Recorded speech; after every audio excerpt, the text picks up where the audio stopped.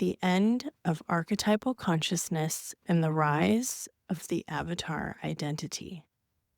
Welcome back to the Soul Potential CEO podcast. This is season 2, Living as Magic. And today we're going to explore a theory that I've been tracking for quite some time now. Let's dive into a new myth of selfhood in the age of infinite expression. Imagine that we are no longer bound to collective myth.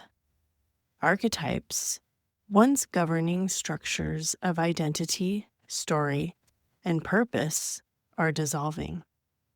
In their place is the emergence of sovereign identity, a fluid, chosen, soul-authored expression of self that is dynamic, individuated, and ceremonial.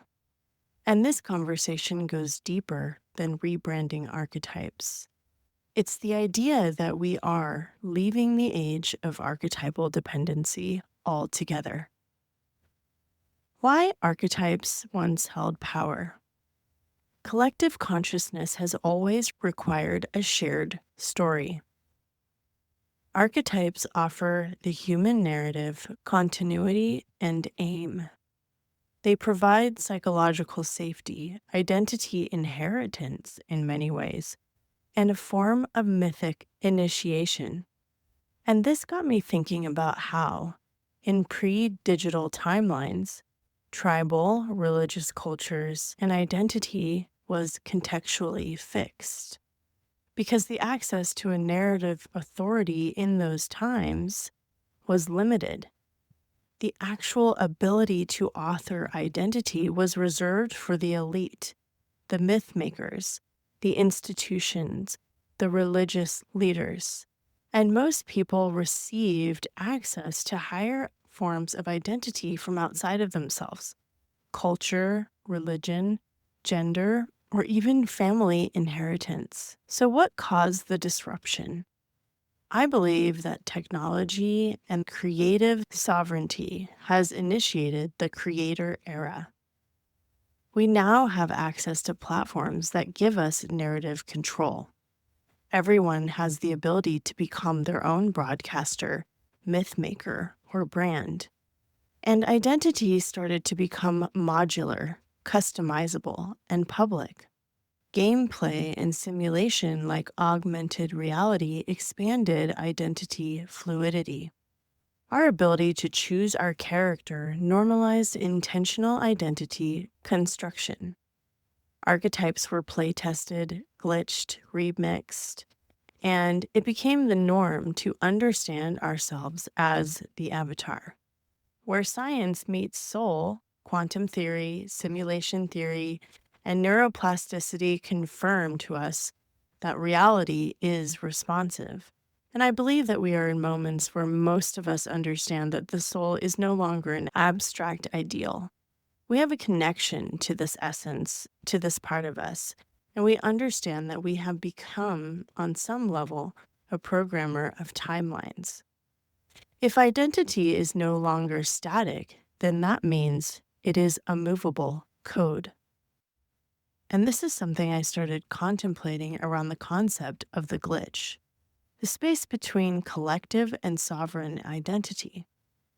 If we are in a liminal threshold, then perhaps we are experiencing a glitch space between the collapse of inherited myth and the full formation of soul-authored expression.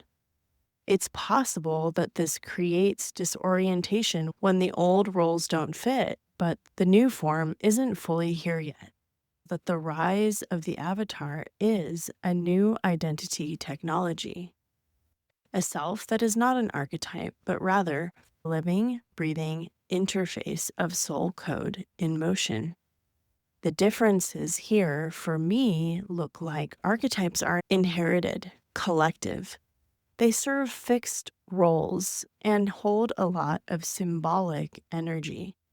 They relate to a mythic past initiated by society, whereas an avatar is chosen, individuated, dynamic, and focused in the now, much like choosing a character to play a game with. I see the avatar as not a role, but more like a frequency architecture. It is designed to be encoded, embodied, and stabilize.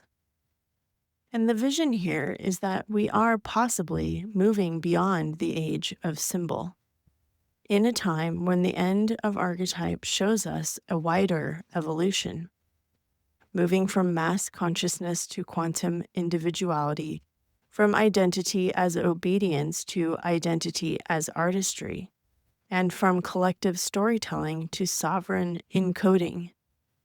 And perhaps we should always challenge a theory. On the flip side of this conversation, perhaps the proliferation of personal brands and identities online might look like sovereignty, but it could simply be a performative fragmentation amplified by platforms built on monetized identity play. And so we have to ask ourselves, are we really seeing a sovereign expression? Or are we watching people become hyper-coded by algorithmic approval? Just because everyone is telling their story doesn't mean they're free. They might just be participating in a more complex version of collective conditioning. And we already know that too much time spent in the online space and not connecting with other humans causes hyper-individuation. That's a huge risk for disconnection.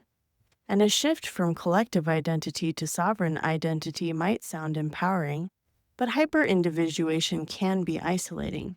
When everyone is their own brand, myth, and world, who do we belong to? What story do we gather around? As humans, we need connections, shared language, symbolic scaffolding, and initiatory thresholds.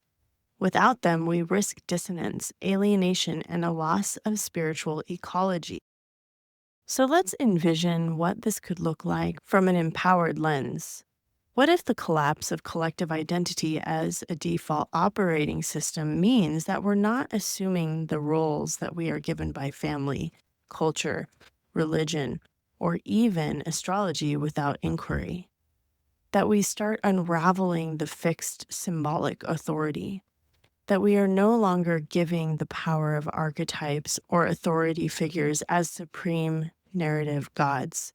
We don't have to become the hero or the priestess or the wounded healer to be valid, powerful, or real. And if we are no longer trapped in ancestral patterns, karmic blueprints, or family storylines we didn't consent to, we can now consciously retire identities that once held up our limiting scaffolds. The rise of identity as a frequency interface creates a vision of the future where we are learning to encode who we are based on resonance, desire, soul memory, and future timelines, not historical or psychological myth. And the emergence of the avatar initiates a soul-authored, energetically stabilized expression of ourselves that is chosen, designed, and lived as sacred vessel. We move through a new layer of consciousness that doesn't just escape limited narratives, but repurposes them as symbolic instruments inside a multidimensional identity. And as I see it, the real endgame here is the end of unconscious embodiment, the end of being authored by the collective psyche, and the end of identity as a story you inherit rather than one you create. Archetypes are extremely important to the collective narrative, but in the vision I see, they don't necessarily vanish. They become raw materials. And maybe the myths don't die, they just get recoded. We begin to tell better stories, more humane, connected visions for the future.